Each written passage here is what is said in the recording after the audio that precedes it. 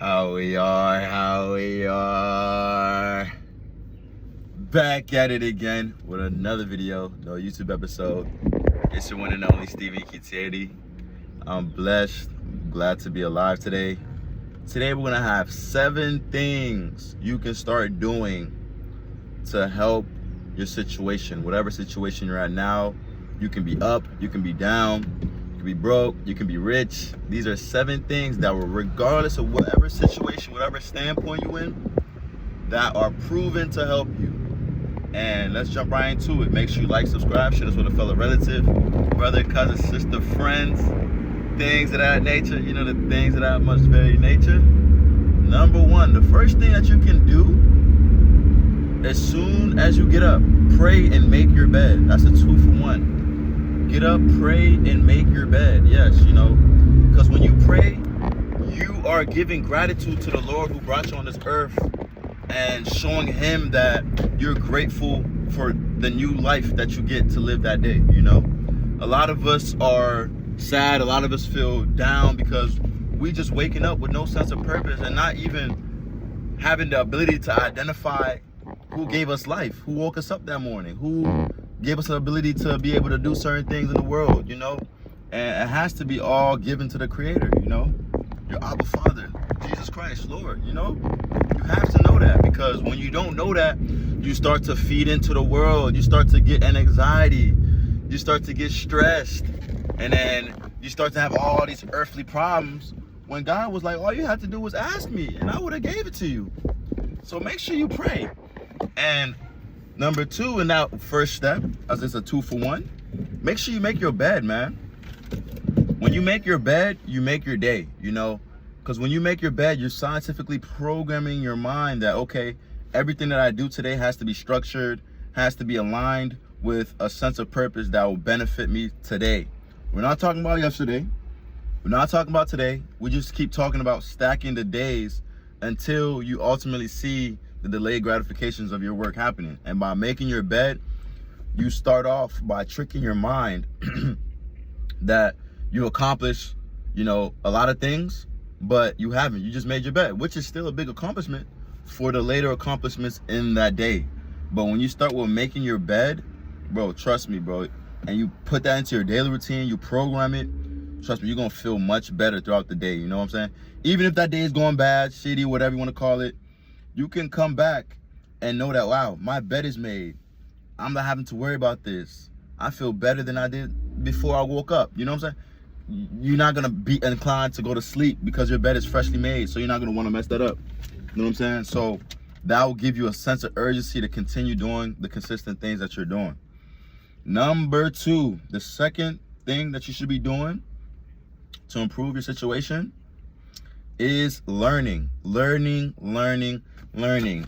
Reading, picking up different stuff, you know, picking up different attributes, skills, you know, and making sure that you're understanding it and trying to understand it so that you can get more information to help you make more income, to help you make more better decisions, to help you get in better network group of friends, family, associates. All these little things matter, you know what I'm saying? Because when you're not learning, when you're not growing in this field of trying to upgrade your intellect, bro, you're gonna do it for somebody else who knows. You're gonna do it for somebody else who don't really care about you.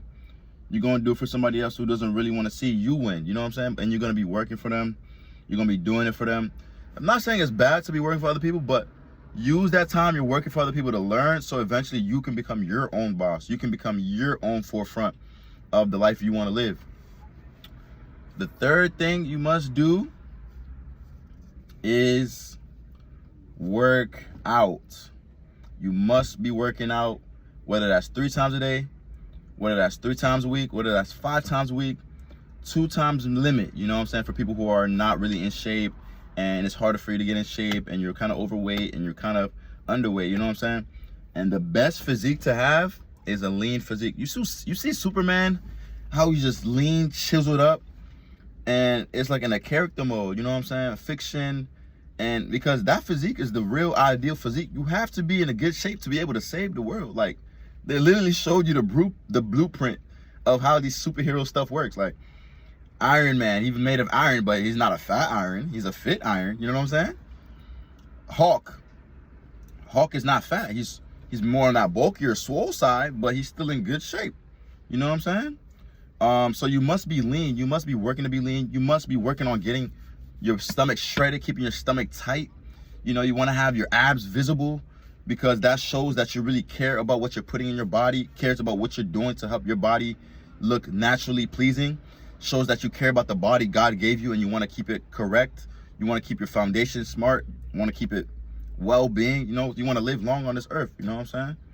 And by getting yourself in a lean physique, that will prolong your time on this earth to do what you want to do, to help watch your grandkids play this, to watch your kids do this, your kids do this. And if you're in good shape, you will be alive to see that. You will be in good shape to be able to live that. You know what I'm saying? But if you're not, your kids are going to be the one having to take you to the hospital. Your kids are going to be the one having to take care of grandma, grandpa, and all types of things of that nature, nursing home, all that type of stuff, you know? It's crazy because I met an 85-year-old like 2 days ago, man. He was in peak shape, man. I kid you not, this 85-year-old man looked like he was 50, 57 in his 50s, bro. And I'm like, bro, how do you do it? I'm like, how do you do it, sir? You know, I'm not going to call him bro. He's an elder.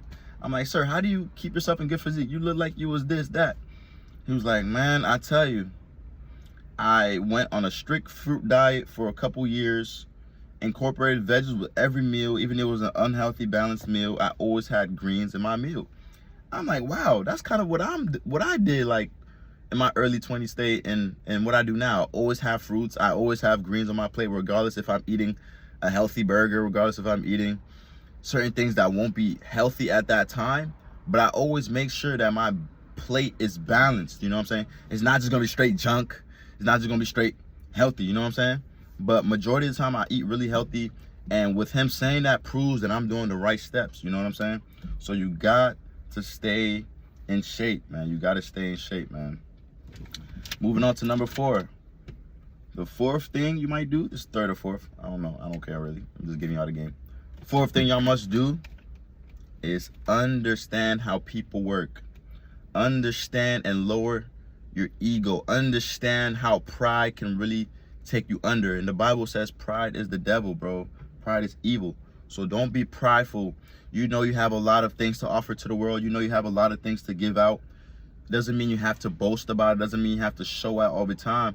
But, you know, humble yourselves and, you know, they'll exalt you. The people will exalt you, bro. It says in the Bible. They will exalt you from the works that you're putting in. You don't have to show out. You don't have to do this. You don't have to flash. People will automatically see that, respect that, and boast you, surprisingly, and lift you up. And then that's better than you lifting your own self up, because when people see that other people are lifting you up, now other people are like, okay, what does he provide? What is he doing? I want to be a part of that.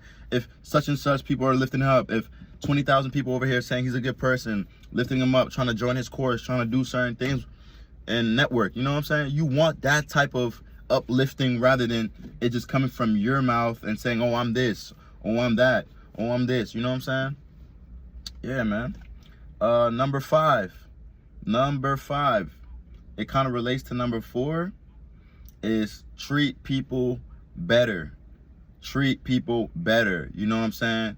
It's a real remembrance and a real testament of how you are and how you feel about yourself. You know, if you feel good about yourself, you're gonna want to feel.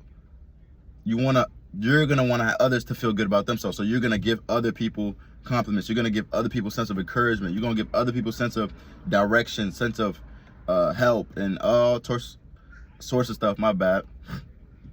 And I'm just really excited to give you guys the game, you know. But when you do that, people will actually see your value and be like, wow, this person, although he might look like he might be coming off as arrogant, coming off as cocky, when you really get to know him, that's not what he is. That's just, you know when people judge a book by its cover, and then when you end up not being what that cover was expected to be, that's when people start to try to throw a limelight on you. But when you are actually doing that and the people you're helping back you up, oh, bro, those people are going to stand for you, bro. Those people are going to be right next to you when somebody tries to talk down on you. Those people are going to be like your bodyguard when people try to, because they know the real you. They know your real spirit. They know your real vibe. They know your real heart. So when people are looking from the outside in, those people are going to stick up for you. You won't even have to say a thing. Those people are going to be willing to die for you, fight for you. and ultimately kill for you. Not saying they should, but that's how loyal they'll be when you are exalting good charismatic nature of friendships, just good aura around people. Just want to see people win, and genuinely want to see people win, not for any spitefulness, not for any greed or things like that, you know. Let's go, man. We cooking today. Beautiful weather, you know what I'm saying? We cooking today, man. Like, we'll give me some ice cream and things of that nature. So number 6, the 6th thing that you must do to help improve your situation is not complain. You must not complain. You must be able to identify what's going on with your life and help have a plan and write it down to help fix it. But once you do that, never stay on, this is gonna be me forever. This is gonna be this forever. That's just the point of space that you're in right now for that period of life, bro. And God knows that. He sees that, and he's gonna bring you up if you keep working.